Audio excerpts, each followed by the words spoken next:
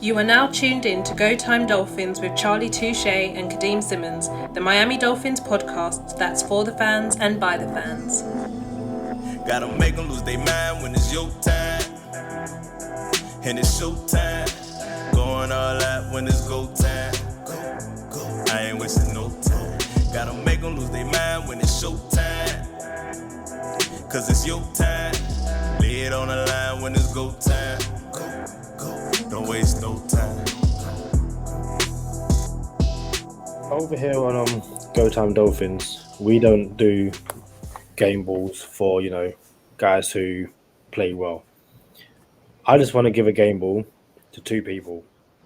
One is the ref who didn't call that DPI at the end of the game. We appreciate you over here at Go Time Dolphins because that was a blatant DPI. Defensive pass interference. He didn't call it. Game ball for you. And more importantly, a game ball to Harriet. Harriet is the wife of George. George is our graphics guy. They just welcomed their first child into this world. So game ball, congratulations to you guys. I know, first kid, it's a special one. I know George is loving life at the moment. He's got his two girls there at home now. So game ball to Harriet. And also a game ball to you, George. Like, we haven't forgotten about you here. So well done. Enjoy being a dad for the first time. Hey, George, you the man, bro. Congratulations.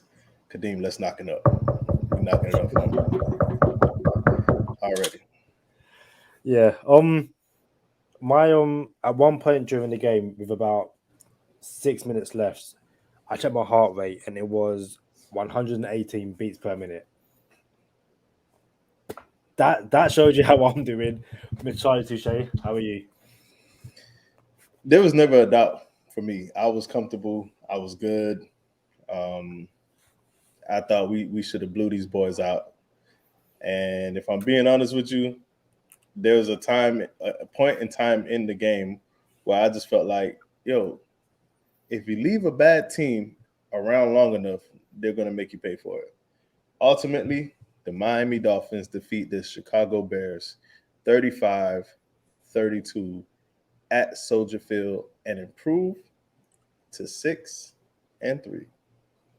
It's Go Time Dolphins, the Miami Dolphins podcast that goes not only across the pond, but across the world.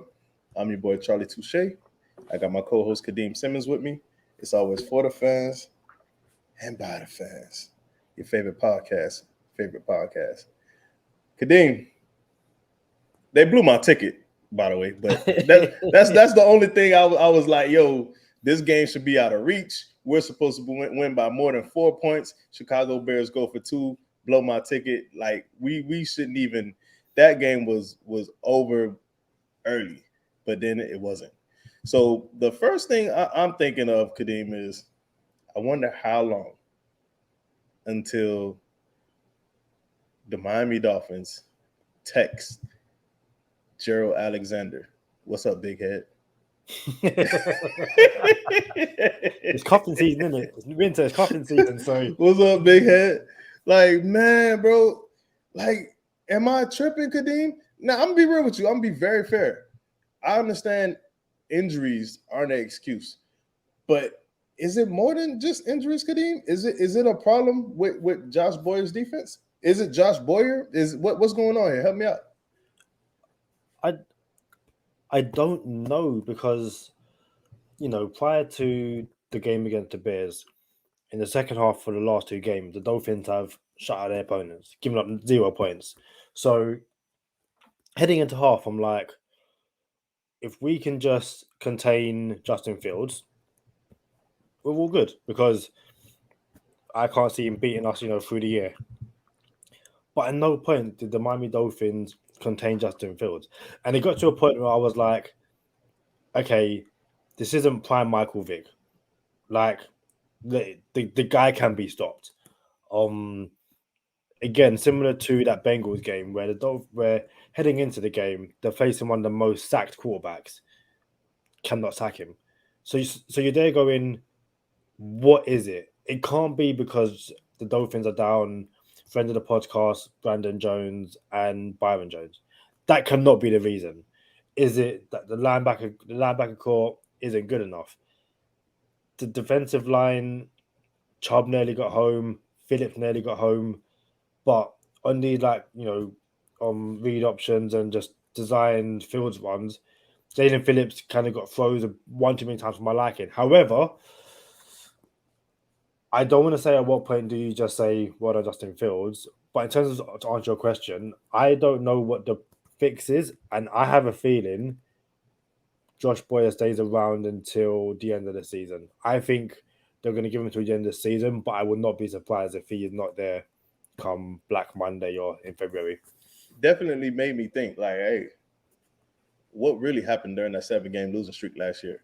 You know what I'm saying? It did make me think about it, or make me think about it. For those of us who are listening to the podcast, we appreciate y'all. For those of us who are listening to the podcast and didn't see the game, we appreciate y'all. I was about to say even more, but we already got stuck here before. Like, we appreciate everybody. You know what I'm saying? But we do appreciate you guys putting Go Time Dolphins at the top of the list to find out what we thought about the game. And to be real with you, the 35-32 score, it wasn't that close. It felt like we can score whenever we wanted to score. Correct me if I'm wrong, Kadeem. It felt like we have the Golden State Warriors offense. Like, hey, we could put this thing in the box whenever we want. Drive down the field whenever we want. At one point of the game, we made it into the red zone 4 times and scored 3 touchdowns. And then one can argue that it could have been 4 touchdowns. So this offense is I don't want to say a well-oiled machine, but it's a machine right now. It's a machine, but it's just not well-oiled yet. So, and to be fair, we only played 9 games in this offense. So the green arrow is going up on this offense. It's only going to get better. And I can only imagine come playoff time, what this offense is going to look like. So, yeah, for those of you who are listening and didn't actually see the game wasn't even that close. Got to a point where I want to say we're up maybe 10 or 14. And it was 35-25, I believe, at one point. We got up 10 points. Felt like way more than 10 points. And the defense couldn't stop a nosebleed, Kadeem. Like, you couldn't they couldn't stop nobody. And you said Justin Fields isn't Mike Vick, but turns out Justin Fields now has the record for most rushing yards in the regular season by an NFL quarterback ever. And it happened against the Miami Dolphins. And it happened 1 week after I had him on my fantasy football team. He couldn't do it last week. He had to do it this week against the Aqua and Orange. Of course, that happens like that. But that being said, Kadeem, there was a moment while I'm watching this game. And, we've been talking about, hey, we should go live when we watch the games and, how people watch with us. And we could do the commentary during the games and stuff. And I'm not going to lie. You guys would have seen this real time had we went live. And there was a time when Jaylen Phillips was at DN or linebacker in our system, but he's on the edge. And it's the edge's responsibility to set the edge. That's a term in football, set the edge. Your DN set the edge. Your linebacker on the outside set the edge. And Phillips wasn't setting the edge. And there was a play fake, play action. He was biting on everything. Every play fake, he was crashing. Crashing means coming down the line, trying to get to the running back. He wasn't staying at home. And it was 2 plays. I want to say it was 2 plays in a row, or 2 out of 3 plays. And the next time they ran the keeper, the Fields, he got outside. And the second time, Jaylen Phillips stayed home, contained, but he still let Justin Fields get outside of him. And LB was like, yo, Justin Fields pretty fast. It can't be Jaylen Phillips' fault. Like, yo, we're not asking you to be better than Justin or faster than Justin Fields. But at the same time, you have the opportunity to set the edge and force him back inside. And Jaylen Phillips was not doing that. Bro, Kadeem, I want to just sit here and be like, yo, Jaylen Phillips got a block punt, which he did. Jaylen Phillips blocked the punt, turned it into 6 points for the special teams. We scored on it, scoop and score. The longest block punt touchdown in Dolphins history as of right now. The other one was only 20 yards maybe. This one was like from 35 yards out. So shout out to Jaylen Phillips. But at the same time, being real, Justin Fields got on the outside that last time. And you can see on the footage during the game, during the coverage of the game, they pulled Jaylen Phillips out the game. I don't know if you caught that, Kadeem. He started running to the sideline.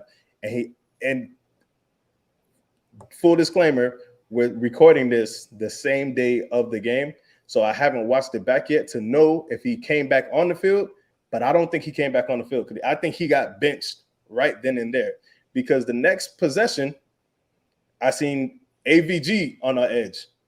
Then I seen Chubb switch the edge, and Melvin Ingram was on the other edge. So I'm like, yo, did they just bench Jaylen Phillips? So I think they benched Jaylen Phillips, and then it was everybody on the edge but Jaylen Phillips. And again, we just recorded this after the game, so I could be absolutely wrong, but I didn't see him after that one time when he ran off the field. So, yeah, I mentioned Phillips earlier.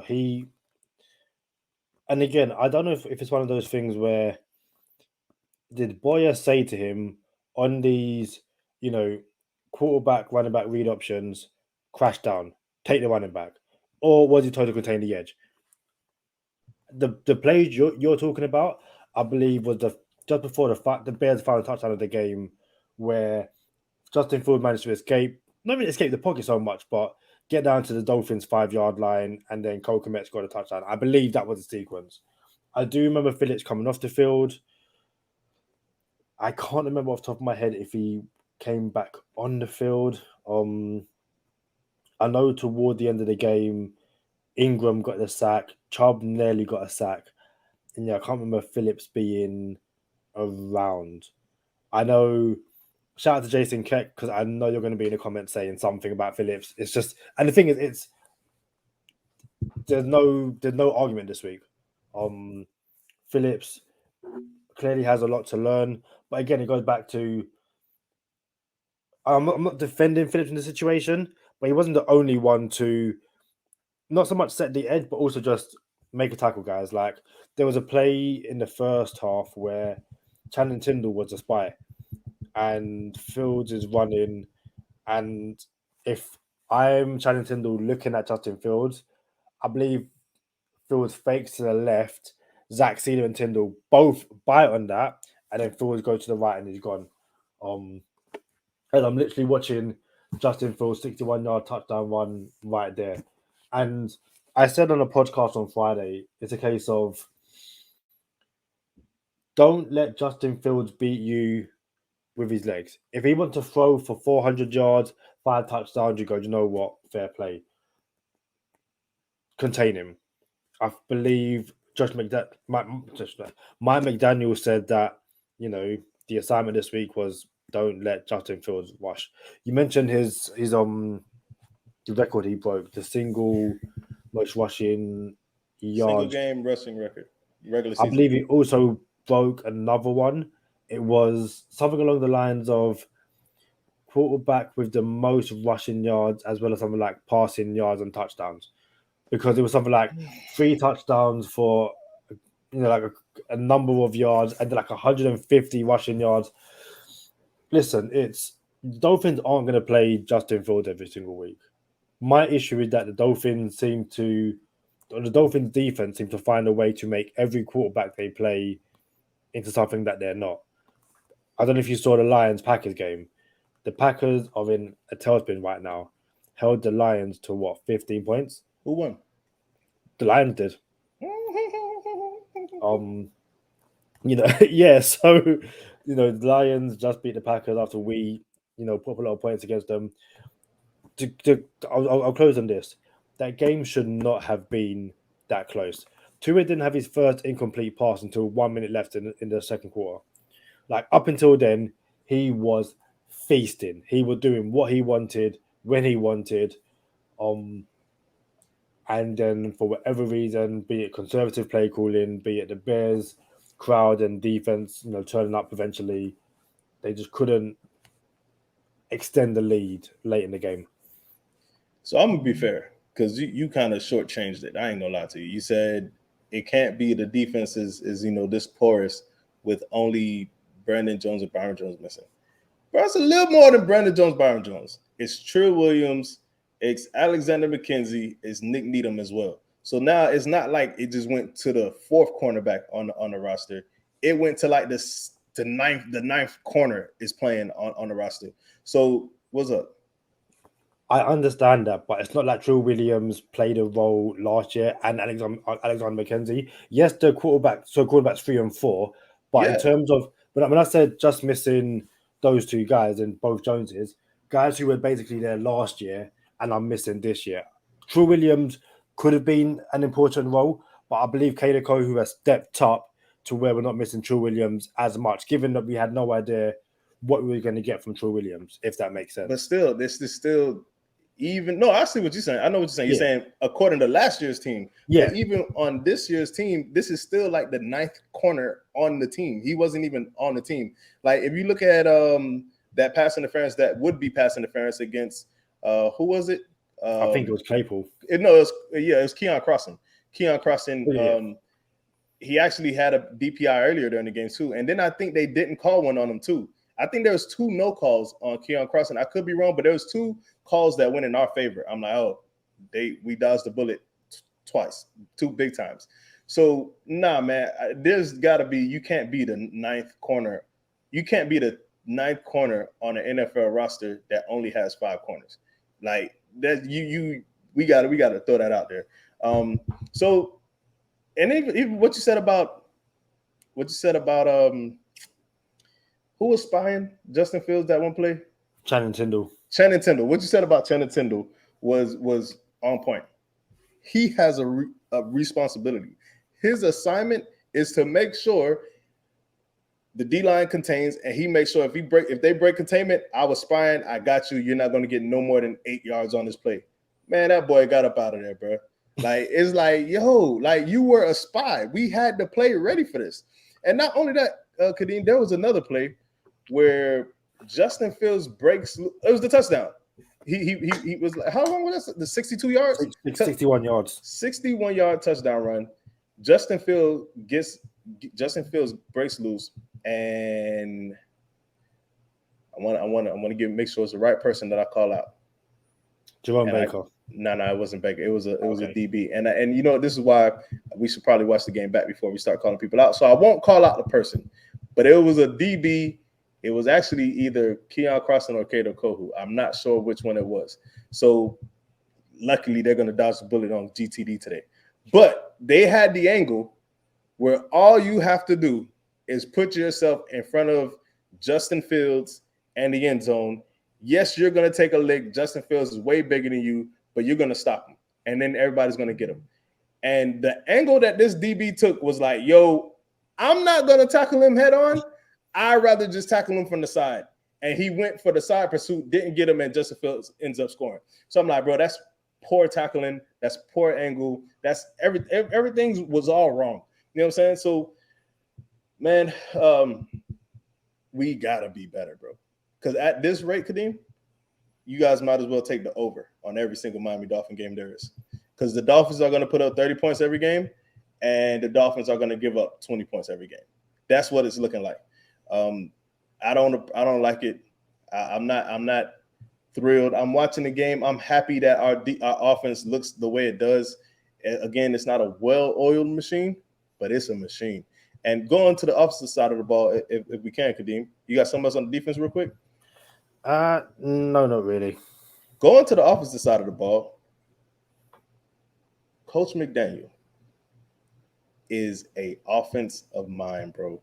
The way this man calls games is epic. I'm like, yo, I don't think people understand what's going on in Coach's head when he's calling plays in the game. However, his situational awareness has to improve. Like, I'm watching the game, I'm like, dang, coach is bad, boy. All right, let me rephrase it. Coach is doing his thing. I meant bad in a good way. So coach is a dude right now, the way he's calling this game. Not only this game, the past two games before this one. So 3 games total now. The past 3 games, coach, I like, all right, coach is in there. He found his groove and he's calling the game again. And then we get 52 seconds left in the second quarter. It's before halftime. Second quarter, yeah. 52 seconds, 5-2, 52 seconds left in the first half. The Dolphins have the ball, I want to say on like the 22-yard line maybe. And going in, we're on the Bears' 22-yard line. and we run the ball with 52 seconds left, which is okay. You hope Mostert makes it out of bounds. You have 2 timeouts. Mostert does not make it out of bounds. And I'm thinking, all right, you burn a timeout here. Because now you have 1 timeout with 47 seconds or 42, 45-ish seconds left. And you have a timeout.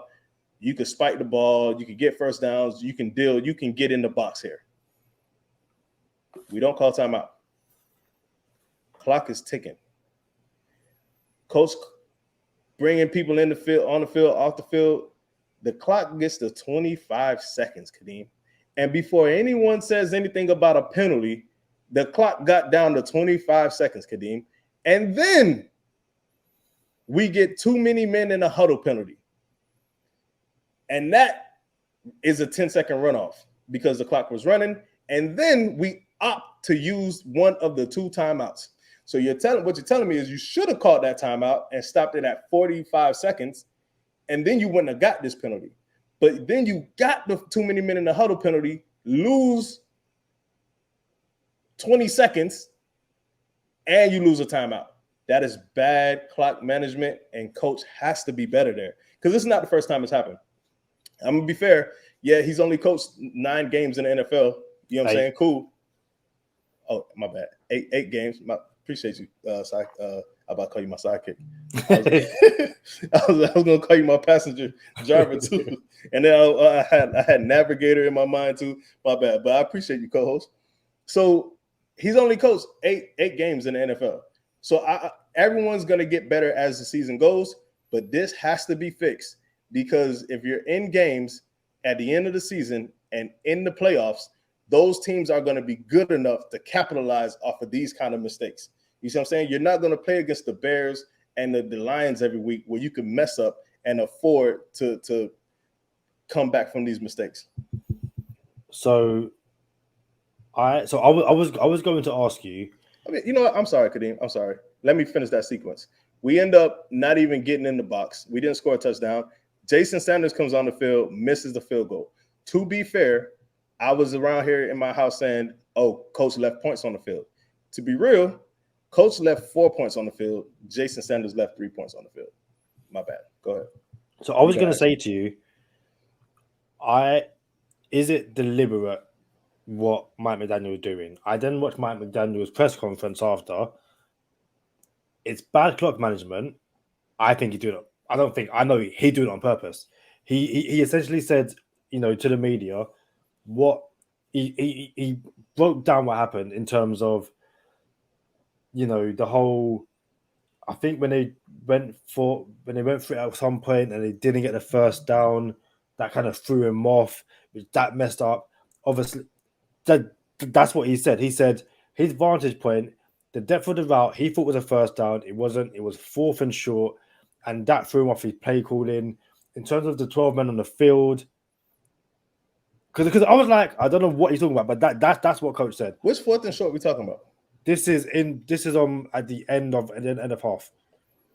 All right, so yeah, I don't know what 4th and short you're talking about right now. Oh, you're talking about when we didn't get no, yeah, I don't know what 4th and short you're talking about. I'm only going by what coach is talking about. Yeah, I don't think that's the same sequence because we ended up kicking the field goal. I know, but he was talking about everything in general. He spoke about the 12 men on the field was an obvious mistake, but when he spoke about the timings and not calling the timeout, he was talking about essentially making sure that the Dolphins as an offense get to a point where we're either scoring before half or we have the ball at half, and the other team are not getting the ball.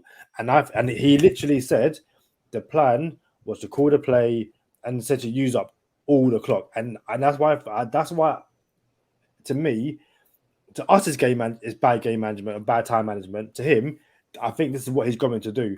We saw it similar to, I can't remember what game it was, but the Dolphins done the exact same thing, and I think one of the tight ends ran a sneak on the one and scored a touchdown, and everyone was like, "Oh, it worked out." That was a little different. I know. I remember the circumstance you're talking about. Yeah. And shout out to the same old Dolphins because the Katzker brothers went back and forth on their episode about that particular game, and I actually disagreed with Brain, and I kind of sided with with Josh in that one, and I don't think that was a time management issue.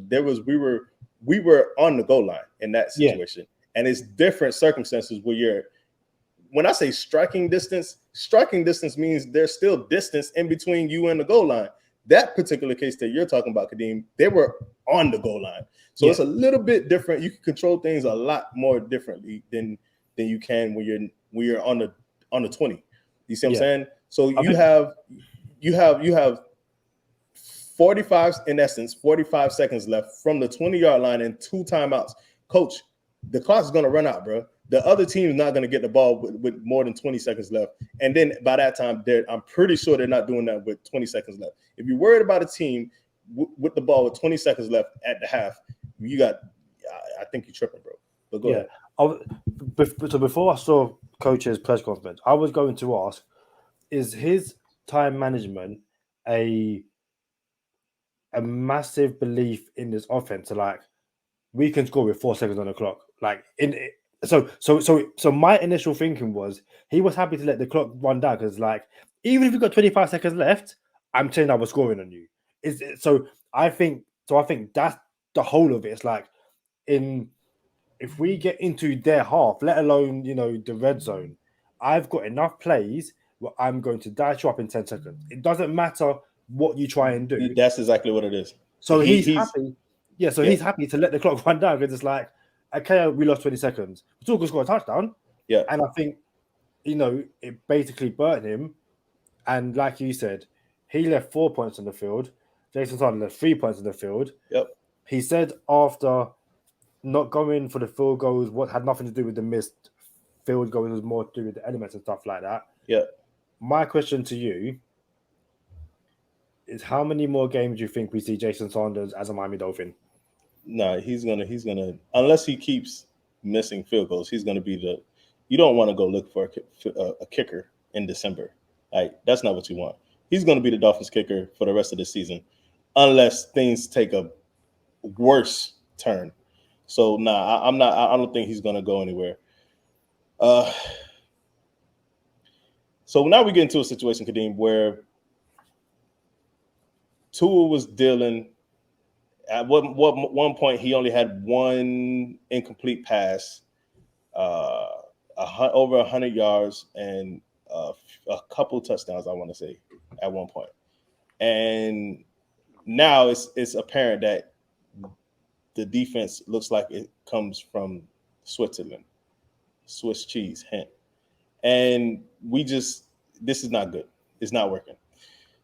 We get to a point, Kadeem, where we're on the field, and I can't remember what drive this was. Help me out. It was in the fourth quarter where we were trying to seal the game and went for it on 4th down. It was probably like a 4th and 3. Tua rolls out, sees Durham Smythe, and could not convert. It was a 3-yard pass, and the ball one-hopped on the way to Durham Smythe, right? And I know everybody and their mom was like, what in the world was that? Because I'm just thinking the same thing. I like, bro, this was the worst time for the quarterback to throw his worst pass of his career. You know what I'm saying? And turns out everybody's talking about, oh, you should have ran it. Come on now. Why am I going to run the ball when I have a wide open receiver in front of me? Like, let's be realistic, fellas, ladies and gentlemen. Like, hindsight is 20/20. Yeah, run the ball. If you knew you were going to one-hop it, a 5-yard pass, then you should run the ball. But in reality, turns out Tua was trying to throw the ball to Durham Smythe, and as he went to throw the ball, Durham Smythe turns his head. Tua was trying to reel the ball back in, and they were both in limbo. The ball ends up being a one-hop. Do you know what I'm talking about, Kadeem? All right. So for everyone just listening, the audio listener, Kadeem nodded in agreement. So that being said, I think he's pulling up the play for us right now. 4th and 1 it is on the 12-yard line. Or it's about the 14-yard line. 4th and 1 from the 14-yard line. Tua rolls out. He sees Durham Smythe, and it bounces. It just bounces the pass. Everyone watching on YouTube, you guys can see the play in front of us right now on repeat or replay. Everyone listening to the audio version, please check us out on YouTube. And then if you could check out, click that subscribe button when you go to YouTube. We really, really, really appreciate that. So Tua rolls out, throws the ball, try to pull the ball back in because Durham Smythe may have been turning his head. And I think it was because Durham wanted to fill himself out on where he was on the outside of the numbers. Probably knew the sideline was closing in. So he's probably trying to see where he was with space. Turns out we dropped the ball. Literally. It was bad. And as soon as the ball leaves to his hand, he's like, yo, this is bad.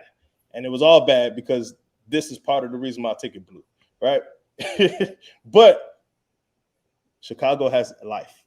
So now they get to drive down the field and potentially, one, they get to win the game or they get to tie the game. Is that right, Kadeem? Yeah, they were down 3 at that point. All right, so they're down 3. They get to win the game or they get to tie the game. When we could have just put the game away, we would have been inside their 10-yard line, probably punched it in. Everyone wins their tickets and cashes out. But this happens. Justin Fields gets the ball back, drives down the field. Actually, no, that's not that drive, Kadeem. No. That's not that drive. That's the drive before the last drive of the game. Because the last drive of the game, Tua had Waddle down the left sideline with 3 steps on a DB, and he underthrew him. And Waddle came back for the ball, and it was an incomplete pass. Then Chicago got the ball back. Sound right? Yep, sounds right. All right, so for everyone listening to the audio version, if it sounds like Kadeem is disconnected and isn't with us, he really is with us, but I think he's looking up these plays and he's pulling up these plays for us. So please work with my dog. He's not a robot. He's just trying to find the plays. So it's 3rd and 11, and the Dolphins are on their own 23-yard line, and to end the game and seal the game and put the game away, Coach McDaniel draws up this play, has Waddle wide open, and Tua picks the worst time to have an underthrow pass. And I'm going to be very fair.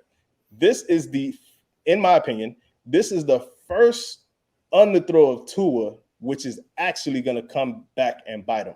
Like all the other underthrows, it's like, yo, it's just an underthrow. Like y'all tripping. Y'all complaining about underthrow passes where there were completions. You know what I'm saying? Where it wasn't like egregiously underthrown. It was just, oh, that was a touchdown, but if you would have put it more in front of them, it would have been a better touchdown. Like that's not one you complain about. This is the first underthrow pass that I can remember, Kadeem, where this one had the game on the line.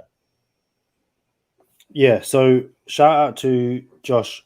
I think it's Hoots, Houtz. Apologize for mispronouncing your name. He is the one who had the clips on Twitter, social media. I was able to grab them. Thank you so much for that. Yeah, Tua spoke after the game about the one to Durham Smythe and basically said, yeah, Durham Smythe looks away and that just threw everything off. But he said, had to make a play. At the time, I did think, dude, just rush for the first down. But it's also one of those situations where Durham Smythe is so open, just complete the pass. So I got to ask you, since you're one of these people, because all of them were in my phone, like he should have ran it. Like if he would have ran it, and got hit or didn't get the first down or whatever, everybody would have been like, why didn't you throw it? Durham Smythe was wide open. So it's a hindsight thing. So again, I'm only from watching it live and I can't quite see, or like all I can see is Tua and green face. I'm like, dude, that's you. That's it. Go. Obviously, Durham Smythe is just like, oh great, even better. It's one of those in hindsight, because the pass is incomplete, you would say, well, why not run it? The flip side is that if Durham Smythe passes it, yeah, great, well done. So he chose the right option. The execution was bad. I guess if you've got this speed of a Justin Fields, you go, yeah, I'm going to run it because why not? But it's one of those situations where, yeah, Tua knows. Tua had two bad plays the entire game. And they came at the worst time. All of a sudden, everyone turned around and saying Tua's not it. I was watching the Sky Sports broadcast, and after the Waddle incompletion, Jason Bell turned around and said, "This sequence shows that Tua's not a closer." And I was like, "I don't know what you're talking about. Tua's closed every single week so far. He finished the game. Like did you not see the Lions last week when you had that pass to Tyreek Hill? Yeah. That throw to Waddle this week was an underthrow. Tua knows it. We don't need to, I was going to say we need to say like we're not gonna defend it. Yo, that's bad Tua. We expect better from you. We laughed at Josh Allen one hopping the ball against the Dolphins, which cost him the game. Luckily, that Tua's one hop didn't cost him the game. But again, like we said about Mike McDaniel's, clock management, a better team might take advantage of that. For sure. And I gave the game ball to the refs because let's be honest, that game probably goes to overtime because there was a blatant pass interference. Well, we could have lost that too if I'm being real. So listen, if Tua completes either one of those passes, the game's done. We can sit here and turn around and say, well, actually, also, if Jason Sanders takes that field goal, it's a 6-point game at that point, meaning the Bears need a touchdown, so it's not as close. But listen, in a week where Josh Allen's Buffalo Bills lost to the Jets, Aaron Rodgers threw 3 interceptions against the Detroit Lions, who Tua just literally had essentially a perfect game against them. The narrative is once again, well, Tua had 2 incompletions in fourth down situations. In key closing situations, he's bad. It's like, listen, my quarterback threw for 300 yards, 3 touchdowns. In doing so, the first player in Dolphins history with consecutive games of 300 pass yards, 3 pass touchdowns, and 0 interceptions. And we're talking about, or people want to focus on 2 bad plays. Yes. Nah, like this is not one of those. This isn't the Tyreek Hill underthrow against the Lions where the game was on the line, bro. Like this is, and had Tua not have closed for us before, because he's closed for us before, then this is a conversation. So I do understand, like, yo, nah, bro, we have to fix it now. And luckily we won. Here's my thing though. This is the real gripe. And I want to make sure I say this the right way. When people say Tua doesn't have the arm strength of a Josh Allen, no one said he does. But when people also say, oh, he doesn't have the arm strength to get it downfield, that's where I disagree. You see what I'm saying? Because we've seen him throw for over 55 yards and landed on the money in the breadbasket, all the good stuff. You know what I'm saying? We seen the 60-plus yard throws. We seen it. The gripe is Tua's deep ball accuracy. That's y'all real argument. It's not that he can't do it. He does throw it out there. He does get it out there. But it's the accuracy when it does go out there. Because had he overthrew someone, it would be, oh, Tua can't throw the ball right and all. You know what I'm saying? So it's not that he can't do it because he does it. It's just when he underthrows him instead of putting it on the outside shoulder the way it should be. That's not an arm strength issue. That's an accuracy issue. So for everyone saying he don't have the arm strength, I disagree. But his deep ball accuracy is the issue. Just like when Lamar Jackson had 2 receivers wide open by 20 yards. 20 yards, and that's like a little bit of exaggeration. It could have been 10 yards wide open, and he still missed both of them. That's an accuracy problem. That's not an arm strength problem. And yeah, like I said, I'm not trying to excuse Tua because, to me, it's one of the situations where come Monday morning or Tuesday morning, when they're in the film room, coaches will bring up those plays. But it's not going to be dressing down in front of the whole room. It's going to be, with your pointer, mine's not working at the moment. It's not going to be, yo, Tua, see here?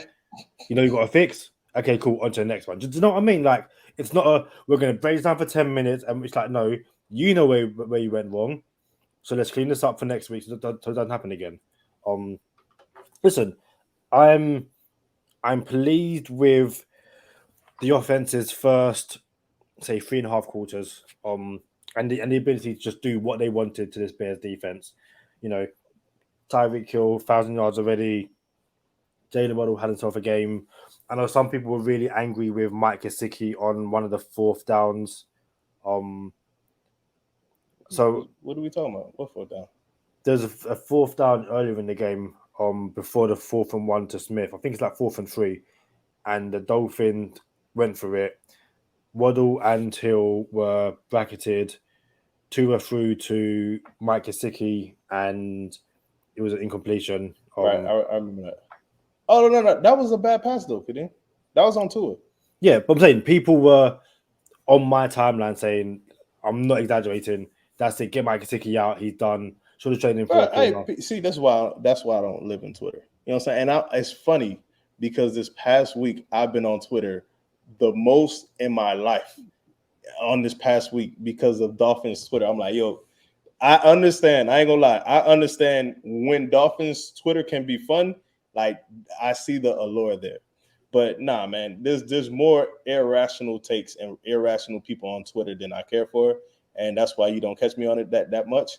But nah, man, like, and people don't know how to assess a play, and they don't know how to allocate the right. I don't want to call it blame, but they don't like. They be tripping sometimes, Kadeem. You can't listen to these people on Twitter. Twitter's not a real place. Shout out to Dave Chappelle. Of course not. And yeah, listen. We love calling to a tight window Tua. It's a tight window throw. You want it to be completed. It's not, but I'm not gonna, demand my quarterback is traded or my tight end one is traded. What I will say from that play alone, I like the pocket. Like Tua was once again kept clean, there were no sacks, a few hits, but there's a pocket there. There's a lot of pressures. Oh yeah. But in terms of Tua running for his life, like we're kind of used to, I think it's nice that as far as I know, it's back-to-back weeks where Tua hasn't been sacked. Which, yes, there's pressures, but for the most part, I wasn't looking at going on my day. Just offensive line is the worst thing in the entire world. But there was a tight window pass to Waddle where it closed. There's two defenders closing, and the ball went right through both of them. And Waddle caught it, and on his way down, it came out and he dropped it. I'm like, bro, if that's not a tight window pass, I have no idea what a tight window pass is. So yeah, and I actually put it in my group chat, tight window Tua, when I seen that happen. Shout out to GTD affiliate Sherrod Steve was actually at the game, got us some footage. It's on our YouTube and on our Instagram platform. You guys can see Sherrod Steve. Pretty dope seats, Sherrod Steve. I don't know how you did that, but me and Bert were actually thinking, and LB were talking about going to the game, and we didn't find good enough seats, so we didn't go. But those seats that Sherrod Steve had, it was like under this little, like, it was wild. Like, I'm like, dang, you in the shade, but you're on the lower level. I'm like, that's pretty dope. You know what I'm saying? Like, you're out of the rain if it decided to rain. Oh, you know what's funny? I was thinking, Kadeem, that pass, that one hop to Durham Smythe, if it was raining, everybody would be like, oh, Tua can't throw in the rain. You know what I'm saying? Like, his hand's too small. Like, bro, chill, bro. Like, dog had a bad pass. And it was because he was trying to pull it back in. He was trying to reel it back in. But, yeah, man, you got something else before we get into bonus time? Yeah. Quick shout out to Cedric Wilson sighting on, actually passing the ball. So hopefully we're getting more involved. And also shout out to Jeff Wilson, who for his first start at Miami looks like he's right at home, which makes sense given, it's essentially the same system as, what he would have had in San Francisco. Hey, aren't they both Wilson Jr.? Isn't it Cedric Wilson Jr. and Jeff Wilson Jr.? I believe so. Let me quickly double check that. I think it is too. I thought I was going to see like the first initial, like J. Wilson Jr. or C. Wilson Jr. on the back of a jersey. I don't know if I've seen that. I think I just seen two Wilson Jr.'s out there. But I could be tripping. I wasn't really looking for it. We about to get into bonus time, man. Before we do, I hope Kendall Vildor, the DB that had to chase down Tyreek Hill on that bomb. I guess he not laughing at the injury, but he pulled something trying to cover Tyreek Hill, trying to chase him down, and I'm pretty sure a lot of people pull something in practice trying to chase down Tyreek Hill too. That might be where X pulled his groin, chasing down Tyreek Hill in practice. Who knows? But Miami Dolphins defeat the Chicago Bears in Week 8, 35-32. It's Week 8. I thought it was Week 9, Kadeem. Are we 6-3? I can't remember. Yeah, man. Look, I knew it, bro. Apologies. We're 6-3. Yeah, you're right. Man, give me my points back, bro. I knew. I didn't take points off you. Nah, bro. But you said coach only coached 8 games. It's 9 games. Some of the losses clearly affected me. All right. Anyway, Miami Dolphins improved to 6-3. We're gonna go into bonus time and talk about the division because we got to shake up. The Bills lost, and we were about to talk about it in bonus time. So make sure y'all come over and kick it with us. Y'all know what time it is. Stay positive, test negative. For Kadeem Simmons, I'm Charlie Touche. Thank you for tuning in this time. Make sure you catch us next time on Go Time. Already. Lose their mind when it's your time. And it's showtime. Going all out when it's go time. I ain't wasting no time. Gotta make them lose their mind when it's showtime. Cause it's your time. Lay it on the line when it's go time. Don't waste no time. Gotta make them lose their mind when it's your time. And it's showtime. Going all out when it's go time. Before we talk about a shake-up, again, thank you for making us this far in the podcast. We've got a huge week coming up for you. We have a bonus episode coming out this week. Go Time Dolphins, William Hayes. Yeah. I'm not just saying this. I said it after to Charlie. It was literally like it was in a barbershop and 3 dudes just chopping it up about just the most random things in the whole entire world. I loved it. Hayes is an absolute dude. So yeah, make sure you got your subscribed, you got notifications turned on because you will not want to miss that episode. Man, I actually forgot about it. William Hayes, former Miami Dolphins DN number 95, came onto our podcast. The episode will be coming out. Turn on notifications to find out when it does come out. Subscribe, share, like, subscribe, all the good stuff. Follow us on social media at Go Time Dolphins. Man, that was a fun episode, Kadeem. You're not even lying. Like, you should have brought it up in the other side of the episode. But for everyone who came in the bonus time, y'all got to hear it first. So that's what's up. 6-3, Kadeem. Miami Dolphins improved to 6-3. And if that wasn't enough of a treat, it is setting up to where the division could be on the line potentially when the Miami Dolphins travel to Buffalo in December. I think the Dolphins are now 1 game off the AFC East. And listen, there's 2 things which at the end of the season are going to really annoy me. And the 2 what-if situations.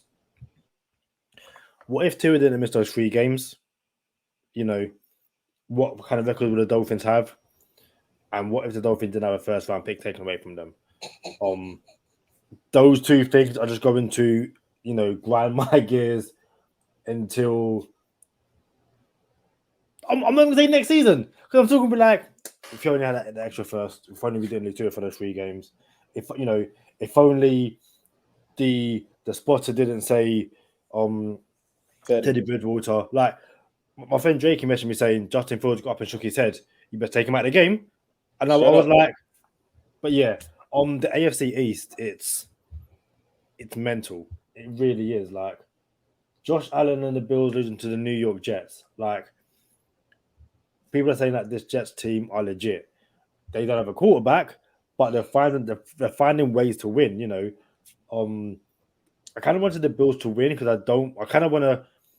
I think we can still catch the Bills, but hold on. Why would you want the Bills to win? Because I'm not trying to see the Jets win games. Like I don't. Nah, Kadeem, you tripping right now, bro. Like there's a chance that the Bills run the table. You know what I'm saying? Like I don't like the Jets either, but they just did us a solid because I know for sure the Jets ain't running nobody's table. So the Jets aren't going to be a thing. We're going to run through the Jets again because Tua's going to be playing this time. And then we're going to start the new 20-game win streak on the Jets. You know what? My fault. The paper planes. You feel me? So we knew that Buffalo could lay down a game somewhere. We just didn't know where, because this is the identity of the Buffalo Bills. They're a juggernaut, and then they'll lay down a game to somebody they're not supposed to lay down a game to. And just so happens that it came right now. Because now, Kadeem, come December 18th, I don't even know where they play. Is it Orchard Park? I believe so, yeah. Yeah, I don't like that. I know that. So when it comes to December 18th, if the Miami Dolphins handle business against the Browns next, have a bye week, recover, recoup, rejuvenate, relocate, rejuvenated, relocated. That's Carlito's way. I was just trying to get a movie reference in there. So the Miami Dolphins beat the Browns, run through the Texans. McDaniel smiles at Shanahan and says, "Thank you for this win in San Fran." Then we have the Tua tour and defeat Herbert. Bruh, that December 18th game is going to be a playoff game. Not only is it going to be a playoff game, Kadeem, that may be for the division, and it could be for the conference number 1 seed by that time. So the Jets, the paper planes did us a solid just now. So here's my thing, Kadeem. I'm going to give it to you. But this whole season, even in the talks of preseason, everybody wanted to know what type of team we had. Everybody said, what's the season predictions, the record predictions? And I'll remind everyone, Kadeem, you had 12-5, right? Yep. I had 14-3. And I'm going to just remind you of this. I said the Dolphins could lose twice to the Bills in the regular season. And then there's a world where I could see the Dolphins losing a third time to the Bills, bro, like in the playoffs. Like, can you imagine we go 14-3 and 2 of those losses were to the Bills, and then we make it to the AFC Championship, and then the Bills beat us again? Bro, I might have to, like, I ain't gonna lie, you know, the podcast is year-round, Kadeem. I might have to, like, hey, I can't do it, bro. I need to protect my mental health. These boys just big brother us. You know what I'm saying? But never in my wildest dream, Kadeem, did I think that the Dolphins could beat the Bills 3 times in one season. And I know we're getting ahead of ourselves, so I ain't gonna go there. But it is setting up to where Miami can play Buffalo at Buffalo in December with the conference number 1 seed on the line. It don't get no better than that, bro. And yeah, I just want to, like, listen, in an ideal world, the Dolphins, the NFL finds a way to have both teams lose between the Bills and the Jets. Like, that's the perfect world. Like, let me get that straight. My whole thing is that with the Jets beating the Packers, which I did not expect them to do, even if the Packers are playing really bad, I still expected the Packers to take care of business and beat the Jets. I'm not trying to see the Jets win division games at all. And I think where I went in Sunday thinking the Dolphins beat the Lions and the Bills beat the Jets, that gap between the Dolphins and the Jets continues to get bigger and stuff like that. I don't want the Jets hanging around. That's personally. Yes, it's great that the Dolphins are a game behind the Bills. You know, it means that. Put it this way, I'm happy for the Bills to be confident. I don't want a confident Jets. Not because I'm scared of them. I just find it funny to laugh at the Jets. I did have a question for you, though. I like it. This is worst case scenario, yeah? And also, to anyone in the comments, let me know your answer.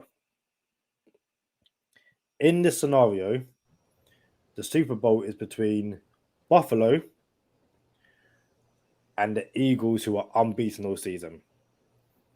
Hey, we're not doing this. You not gonna find an archive where you could go back in a Go Time Dolphin podcast where you see me pick something crazy like this. Ain't no way. I'm not picking against. I'm not. My hypothetical would not. Heck no, bro. I'm not doing it, Kadeem. Would you even watch that game?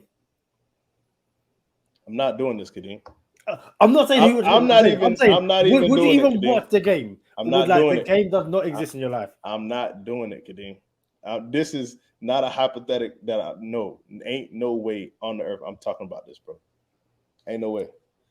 Killjoy, man. Like, Someone I saw that question posed after the Eagles won the other night, and I was like, that's a good question for the podcast. And I'll be interested to know Dolphins fans what like. There's some really disgusting scenarios that people ask questions for. That's up there. Like, I'm an agent of chaos. At the worst of times. So I had to at least ask that question. But listen, William Hayes. That's enough said. Hey, William Hayes on GTD. William Hayes coming to Go Time Dolphins. Y'all make sure y'all check us out. Listen to the next episode, and the next one, and the next one, and the next one. But for real, now we really did get them. Shout out to Easy Money Pick of the Week. Tua Tagovailoa Tagovailoa cashes us out. Easy Money Pick of the Week. We're streaking again. What week is this? This is a third streak of the week. Third time in a row. Easy Money hit. So Tua hit for over 1.5 touchdowns. Tyreek Hill had 7 receptions for 143 yards and a tud. And Jaylen Waddle he had 85 yards. He had 5 receptions, and he didn't get in the box. Did he? Oh, he did get in the box. Jaylen Waddle had a touchdown too. And I like, bro, I'm staying away from the over 67.5. I just don't like these boys both to go off for over 100 yards again. And I thought it would be for a different reason, like we should be blowing this team out, and they're not going to have to go over 100 yards. But turns out Waddle makes it over 67.5 at 85 yards. But Tua, we appreciate you cashing us out.